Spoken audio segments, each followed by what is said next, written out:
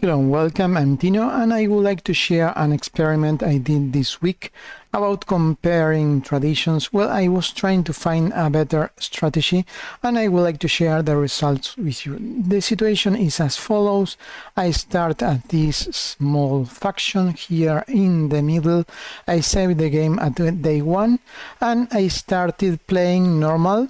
But I was defeated by these guys here. They are kind of super aggressive no matter what I did.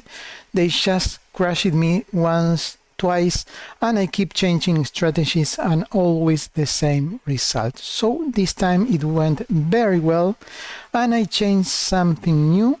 I went Mercantile this time. Kind of crazy start. As you can see, I'm Mercantile, I'm not lying, Mercantile, then Supremacy. I usually start by Discovery, then Expansion, and maybe later Dominion, it depends. But this time I try Mercantile because I read a guy that was super powerful and I wanted to try it. And yes, it's kind of super powerful, at least it works for me, but I would like to give you some tips on how to use it properly. Before proceeding, let me show you my configuration. I'm playing at Commodore level, authoritarian, militarist, and technocratic. Also, the ethics are technocratic and police state. And my original race when I start the game was a Toxoid. Also, I have the background overtune that comes with the Toxoid DLC, and I give boost to all kind of intelligence and research. So it's a full technocratic race. And the key for me with the Mercantile is this card, Adaptive Economic Policy. And let me show you what it does. And that card is key because it allows you to transform half of your trade into consumer goods or unity at a very good rate. So basically, I was building one civilian industry in all my planets. Not anymore. I have plenty of consumer goods from the trade, and also these industries are producing full alloys. Again, if we go to the trade policy tab, to the economy, you will see that we are going full alloys. Also, no more energy. Now I produce just one, or maybe in the future 2 commercial zones, and they will give me enough trade for the consumer goods, all the energy that I need. And also it has a secondary benefit that I do not need enjoyment anymore. They work as a theater. I also had one building of theater, holo theater in all my planets, and not anymore. So another building that I do not need. So basically, you get rid of consumer good factories, you get rid of energy, and you get rid of holo theaters, all at the same price of commercial zones. And there is another extra side effect. The industry uses minerals, and a lot of minerals. And since now I'm using half of the industries that I need because I only need to produce alloys, I need half of the minerals. Or putting it in another way, I can produce double number of alloys since I'm going full alloys. And that means one thing. When I play this game the first and second time, every time that I encountered an enemy, their fleet was considered overwhelming. Now they are just equivalent. That is a lot, as you are going to see. If we go to the galaxy and we sort by planet, this is our overlord. We are going to click them, our lord, and they have a pathetic fleet and equivalent. And let's take a look at the second one compared to our fleet.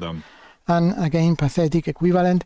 And we can go with the next one also, pathetic equivalent. That means that we have a super production of alloys, and now I kind of destroy them because, as you can see, let me show you in the map.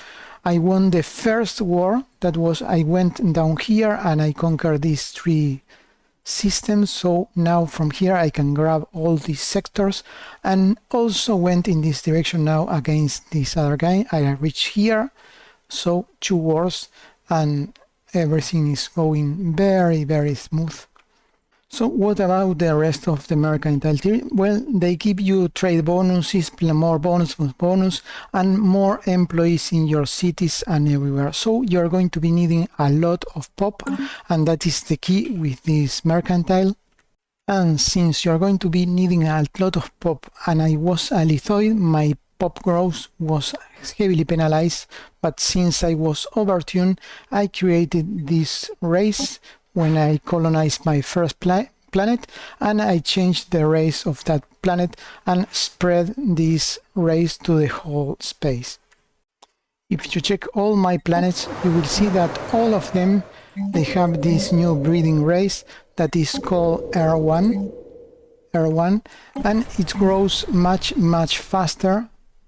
If you mouse over with this race, is going to be growing at 5 point something, and let me change to the other one, and now it's growing at 3 point something, so 2 extra points. But this planet is because it's growing very fast. But let me show you another, this one 4, and let's see what happens if we use the conventional brain 3.0. So some is from immigration. Anyway, it goes faster, 5 point something against 3 point something. Now it's growing quite fast in both races, but at the start the original one was growing at 0 point something, and the other one was growing at 3. Now it grows faster because many other conditions. And also I keep the technocrat leader every planet. Since I am a technocratic, they, instead of having a politician, they have a scientist. And as you can see, I have the R1, that is the fast rabbit growing here and here, but for the technocrat leader I have the original race, that is, it's like Pinky and the brain. This is the brain, and I have one of these guys controlling every colony, and of course in the research planet I have full of these guys. Here we have another planet, and as you can see, all the peasants, the pinkies, are model R1, and the leaders, the brains, are the model O or something like that. Also, if you are going to this approach of stratified society, you should give to your researcher, change the rights and give them rights academic privileges, and you are going to be increasing. I forgot to do that on this game because I just was sorting the words academy, but I'm going to do it now, academic privileges, and it will increase very soon. Let me see, we are consuming consumer goods 62, and we have research 654. So let's unpause and see what happens. And we went up a little bit, 680 from 5, so about 30 points. And we are consuming kind of the same consumer goods, so that will give you an extra small boost to research. But I'm going off topic. To summarize, you only need to have a race that grows fast, because you're going to be needing a lot of employees, and forget about energy, forget about consumer goods, and forget about entertainment. Just build one commercial building and use the rest for your alloys. If you stay so far, thanks a lot for watching, but I would like to hear what is the best tradition for you and why. Thanks a lot, and bye bye.